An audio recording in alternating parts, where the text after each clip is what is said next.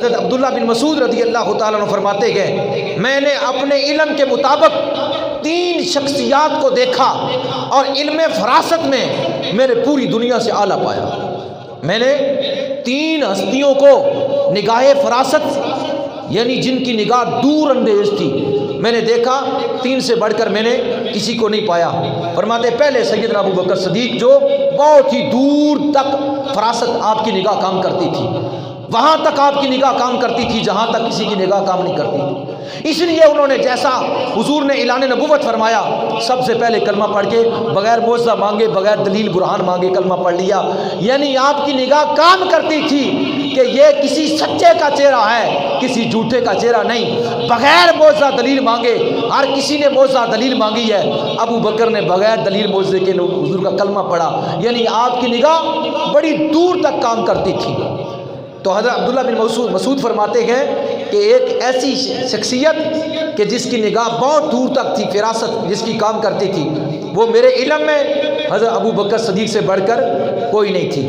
اور فرماتے ہیں کہ دوسری وہ شخصیت جس کی نگاہ بہت دور تک کام کرتی تھی وہ عزیز مصر تھا۔ اس نے یوسف علیہ السلام کو خرید کر اس نے زلیخا کو کہا تھا، زلیخا بے شک ہم نے یوسف کو خریدا ہے اور تو یہ سمجھے کہ یہ ہمارا زر خریدا غلام ہے، تیری نگاہ میں زر خریدا غلام ہے، لیکن میری نگاہ سے پوچھ، ایک وقت آئے گا مصر کا بادشاہ یہ ہوگا، ایک وقت آئے گا کہ مصر کا بادشاہ یہ ہوگا۔ یعنی فرماتے ہیں کہ عزیز مصر کی نگاہ جو کام کر گئی وہاں تک کسی اور کی کام نہیں کر سکتی تھی۔ فرماتے ہیں ایک اور شخصیت جس کی نگاہ بہت دور تک کام کرتی تھی، عبداللہ بن مسعود سے صحابی ہے۔ فرماتے ہیں وہ کون؟ فرماتے موسیٰ علیہ السلام کی بیوی جناب صفورہ رضی اللہ تعالی عنہا۔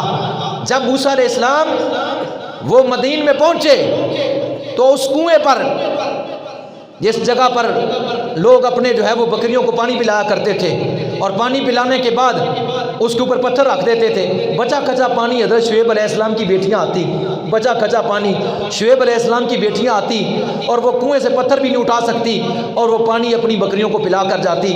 اتنی دیر علیحدہ بیٹھی رہتی جب تک لوگ اپنی بکریوں کو پانی پلا۔ موسیٰ علیہ السلام وہاں بیٹھے ہوئے تھے، انہوں نے دیکھا، یہ عالم دیکھا، ان لڑکیوں کو دیکھا، اور پھر آپ نے فرمایا کہ میں پتھر اٹھا کر ان کو پانی پلا دیتا ہوں، اور ان کو پتھر ہٹایا، پانی پلایا، اور وہ پانی پلا کر پہلے چلی گئی لوگوں سے اپنے گھر میں۔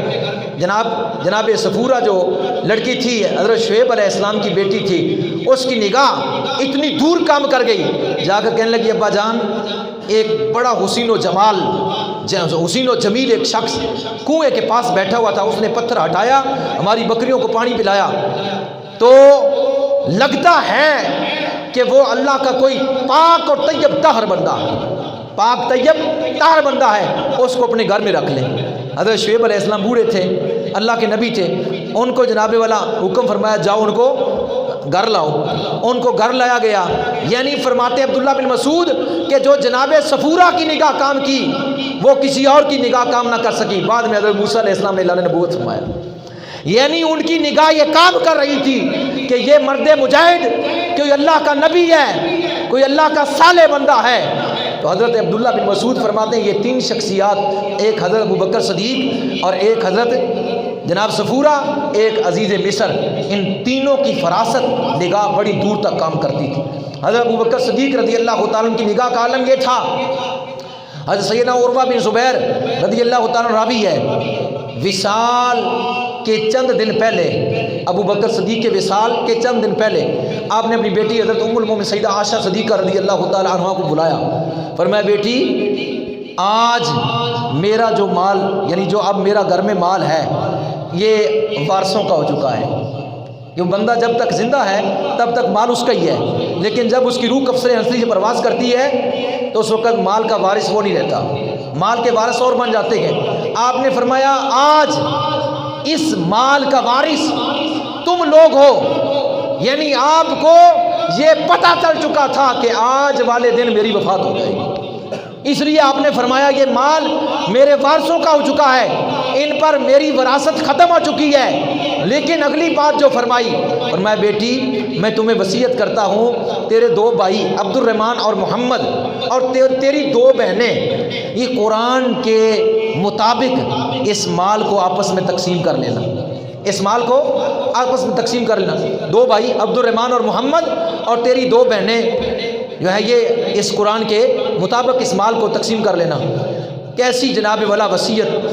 آج ہمارا حال دیکھیے کہ جب وراثت تقسیم ہوتی ہے تو ہم جا کر عدالت میں کہتے ہیں ہماری تو بہنیں ہی نہیں، یہ مر گئی ہیں، فلاں کی بیٹیاں ہی نہیں تھی۔ باپ کہہ دیتا ہے کہ میری بیٹیاں ہی نہیں تھیں، بھائی کہہ دیتے ہیں نہیں وہ تو مر گئی ہے، یا ان سے زبردستی لکھوا لیتے ہیں کہ تم نے کیا کرنا ہے لہٰذا ہمیں لکھ دو، وہ بیچاری کہہ دیتی ہیں چلو بھائی ہیں، وہ چھوڑ دیتے ہیں۔ یعنی حال یہ ہے۔ لیکن حضرت ابو بکر صدیق رضی اللہ تعالیٰ نے فرمایا ماں یہ مال تم قرآن کے مطابق تقسیم کر لینا۔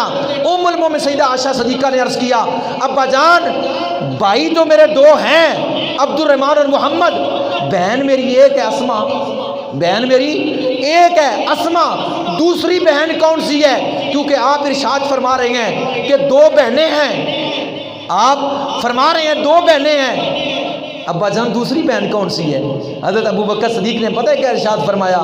فرمایا بیٹی بنت خارجہ جو میری بیوی ہے، بنت خارجہ جو میری بیوی ہے وہ حاملہ ہے، اس کے پیٹ میں جو نطفہ ہے وہ لڑکی ہے، اس کے پیٹ میں جو بچہ ہے وہ لڑکی ہے، اور اس کے بعد جب ولادت ہوئی تو لڑکی پیدا ہوئی۔ یعنی گویا کہ ابو بکر صدیق رضی اللہ تعالیٰ عنہ آپ کی نگاہ اپنی بیوی کے پیٹ کے اندر بھی پہنچ چکی تھی، آپ جانتے تھے کہ پیٹ کے اندر جو حمل ہے وہ بچہ ہے یا بچی ہے۔ لوگ تو آج جو ہے وہ الٹرا ساؤنڈ کے ذریعے اس مادیت کے زمانے میں اس آلے کے ذریعے پتہ لگاتے ہیں، لیکن اس وقت تو کوئی آلہ نہیں تھا، کوئی مادیت کا دور نہیں تھا، یہ نورانیت یہ روحانیت تھی، ابو بکر صدیق کی نگاہ کا عالم تھا کہ آپ نے فرمایا بیٹی عائشہ تیری دوسری بہن ایک تو اسما ہے، تیری دوسری بہن تیری ماں کے پیٹ کے اندر ہے، جب پیدا ہوئی تو جناب لڑکی پیدا ہوئی، اس کا نام ام کلثوم رکھا گیا، اس کا نام ام کلثوم رکھا گیا۔ یعنی حضرت ابو بکر صدیق رضی اللہ تعالی عنہ کو اللہ نے ماں کے شکم کے اندر کا بھی علم عطا فرما رکھا تھا۔ آج اور یہ آپ کی کرامت ہے، اگر کوئی کہے کہ اللہ تعالیٰ قرآن میں فرماتا ہے کہ ماں کے شکم کے اندر جو کچھ ہے وہ میرے سوا کوئی نہیں جانتا، اگر کوئی یہ کہے کہ اگر کوئی قرآن کی یہ آیت پڑھے اور کہے کہ جی ماں فی الارحام یعنی ماں کے پیٹ کے اندر جو کچھ ہے وہ اللہ کے سوا کسی کو نہیں ہے، تو علماء فرماتے ہیں کہ بے شک ماں کے پیٹ کے اندر جو کچھ ہے اللہ کے سوا کسی کو نہیں ہے، لیکن اگر اللہ کسی کو عطا کر دے اس کا علم، اگر اللہ کسی کو اس کا علم عطا کر دے، کیونکہ اللہ کا علم ذاتی ہے، ابدی ہے، قدیمی ہے، اس کا اپنا ہے، اس کو کسی نے عطا نہیں کیا، لیکن اگر وہ چاہے تو اپنے نبیوں کو عطا کر دے، اپنے رسولوں کو عطا کر دے، اپنے رسولوں کے صحابہ کو عطا کر دے، اپنے اولیاء اللہ کو عطا کر دے، تو یہ علم ان کے لیے عطائی ہوگا، خدا کے لیے عطائی نہیں ہے، پر انبیاء اولیاء کے لیے عطائی ہے۔ خدا کو کسی نے نہیں عطا کیا پر خدا نے ان کو عطا کر دیا، خدا کو کسی نے نہیں عطا کیا پر خدا نے ان کو عطا کر دیا۔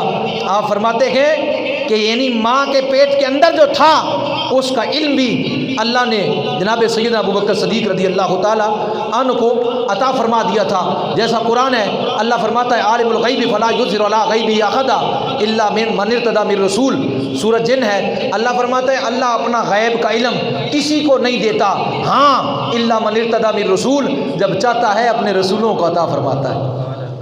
اللہ اپنا علم غیب کسی کو نہیں عطا فرماتا، لیکن جب چاہتا ہے اپنے رسولوں کو عطا فرماتا ہے، اپنے رسولوں کو نبیوں کو عطا فرماتا ہے۔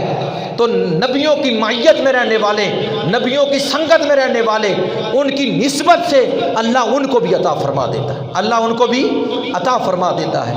صادق اسے کہتے ہیں جو قول کا سچا ہو اور جو واقعہ جیسے واقعہ ہو اسی طرح بیان کرے، اس کو صادق کہتے ہیں۔ صدیق اس کو کہتے ہیں جس طرح وہ کہہ دے واقعہ اس طرح ہو جائے۔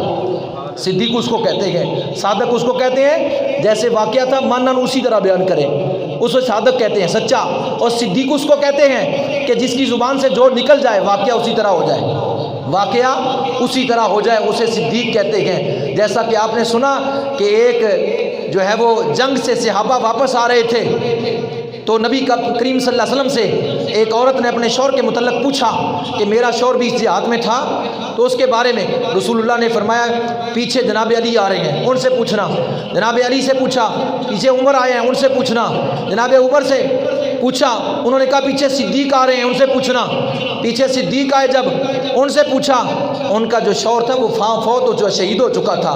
لیکن صدیق سے جب پوچھا گیا اس عورت نے تو آپ نے کہا میرے پیچھے آ رہے ہیں، میرے پیچھے آ رہے ہیں. جب اتنی بات کہی صدیق کے منہ سے نکلا تھا، اللہ نے فرمایا فرشتے کو روح لٹا دے.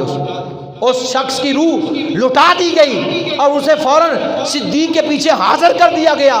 یا اللہ یہ کیوں؟ فرمایا میرے یار کے منہ سے نکل گیا، لہٰذا وہ صدیق ہے، سچا ہے، لہٰذا اس کی روح کو واپس لٹا کے زندہ کر دو.